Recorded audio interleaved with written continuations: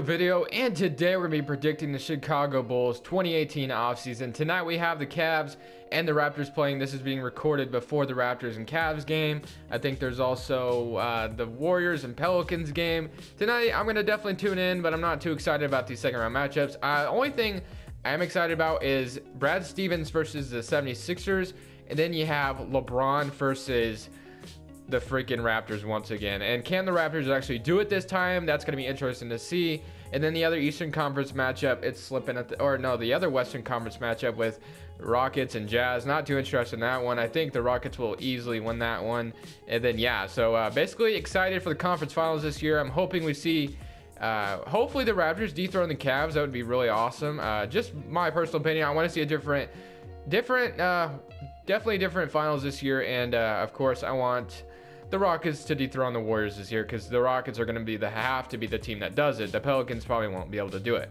But we are doing the Chicago Bulls offseason. Of course, 2K start today is still broken, so of course that is why the record is not accurate. I wish they would fix it, but I'm not sure when they plan on doing that. We're doing a question of the day as well.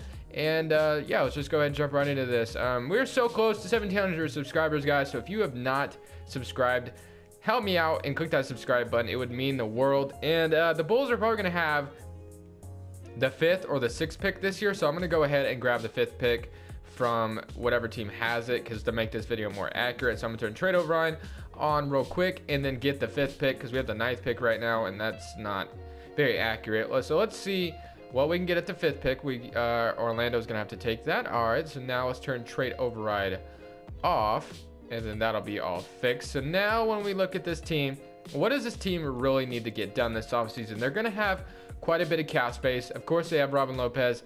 They have Amir Asik's contract now, which isn't going to help them very much. You definitely still kind of want to tank a little bit, and then you want to bring back Zach LaVine. I think you definitely want to sign Zach LaVine back. And then other than that, guys, they kind of have some nice cap space to work with. Of course, they could probably trade Felicio maybe, and they could trade Robin Lopez. It just depends. Cap holds not too bad. Maybe Noah Vonleh's contract can get out of here. But let's go ahead, jump in this NBA draft. I know exactly who I want to fill out the 3 position, but I'm not sure if he'll fall to the 3 position. I seriously doubt it. So let's go to the next user pick and see if he's still on the board when we get to our pick. Let's see. I think this man will slip to the 5th pick just because he didn't play very much this year. He was actually injured pretty much the whole year.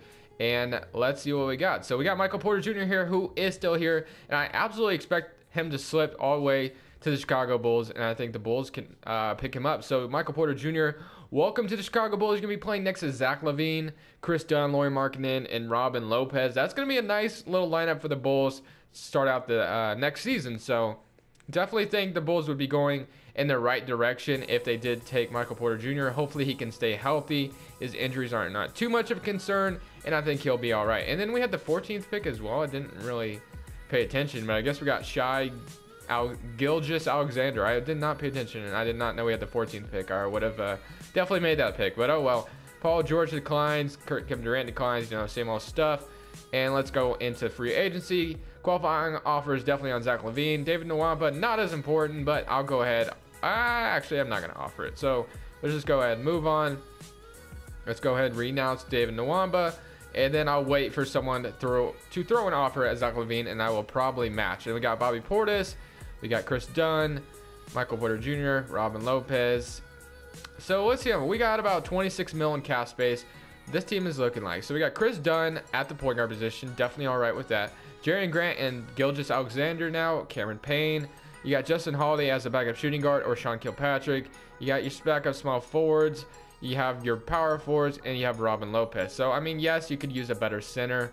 So let's see if maybe we could get a better center out here. What could the Bulls really do this offseason? What are their limits, basically? So I mean, I think they'll most likely stick with Robin Lopez for his last year of his deal and still tank a little bit. So I'm not going to expecting to sign anyone too crazy. And I don't think I'm going to be signing anyone too crazy, actually. I don't think the Bulls will be very aggressive in free agency. I mean, they already kind of have a nice young team. They might re-sign Bobby Portis. I'm not sure if they will.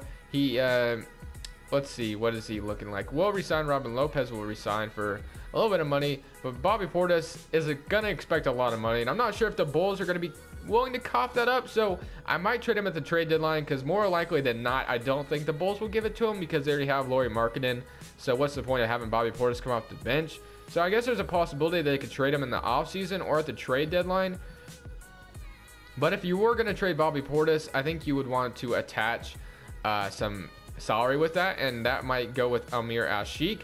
So let's see if we can do something realistic that would trade Bobby Portis to another team to get rid of, just to get rid of Amir Ashiq, because that would actually help out a lot. So let's go Bobby Portis. So they're going to be taking in quite a bit of salary, but let's see what's out there. So if we could get something nice, that'd be great, and I'll be looking for a trade to see if we can make it happen.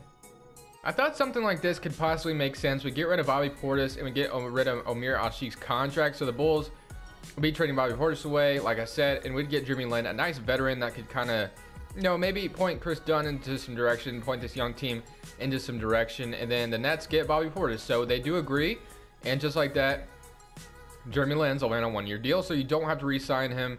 So that is a good deal if you ask me. So we'll have Jeremy Lin as a backup point guard, which is fine. It's not a big deal. And then definitely want to see if we can get Zach LaVine. So I think that's the only moves we're going to make. Honestly, I think we're just going to wait for Zach LaVine to get an offer, and then we're going to re-sign him. We're going to match for sure. 3 years, 78 mil. We'll go ahead and match that. So now Zach LaVine will be on the team long term. And now when you look at the team, it's looking all right. And I absolutely expect the Bulls to bring back Zach LaVine. And that's about it, guys. So that's all the Bulls, I think, are going to do. They're going to let this team kind of stay young, grow together. So they acquire Michael Porter Jr. in the draft. They trade Bobby Portis in the offseason just because they don't want to pay him next year. I could also see it happening at the trade deadline. And then, of course, like I said, they re-signed Zach LaVine. So I'll go ahead and see you guys at the rotation. Welcome to the question of the day concept part of the video. If you guys want me to answer your questions, make sure to leave it down in this comment section. I'll be answering it in the very next video. So I have a few questions answered today, so let's go ahead, just jump right into it. Cowboy X Factor asks, Philly Sixers lost to Boston Celtics last night. Should 76ers be worried now about how Brad Stevens is out coaching them, or is it just rest and rust? I think Philly Sixers are a better team, blah, blah, blah, blah, blah. And yeah, so basically I think that the 76ers have nothing to be worried about. If they start to go down 2-0, maybe they should be a little bit worried. They definitely will have to get that home court win, but I think the 76ers will be all right. I mean, they didn't play for 6 days. They came out kind of rusty, as you can tell, and I think they'll be all right. But the next questions we got, let's see what we got. So, question by Houday Nation. Are you big on Bradley Beal being traded? No, I think the Wizards should keep him. I think he's a nice quality player, and I think that him being healthy for the past 2 seasons has been good for him. Is it the past 2 seasons? Yeah, he's been healthy, so that's always a good sign for Bradley Beal. And Infected112 YouTube asked, do you think the Trailblazers should do a total rebuild? I do not. I think the Blazers are all right.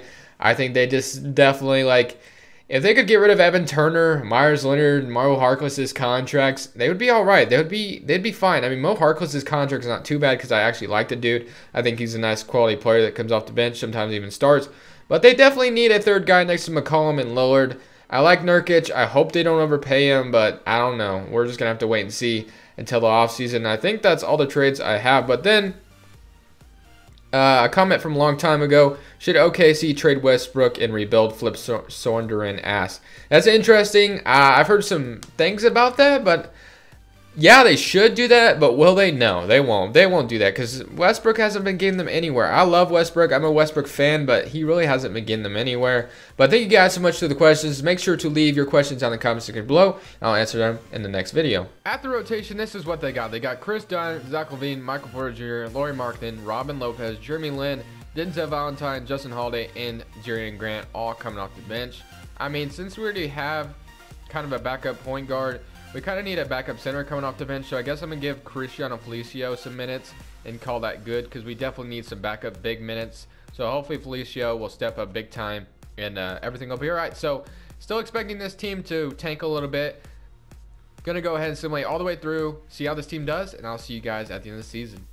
At the end of the season, Russell Westbrook is your MVP. Michael Porter Jr. wins Rookie of the Year, averaging 20 points. 6-man goes to JaVale McGee, Rudy Gobert defensive, and Joffrey Laverne wins most improved. Okay, then. Was Joffrey Laverne now Russell Westbrook's #2 option or something?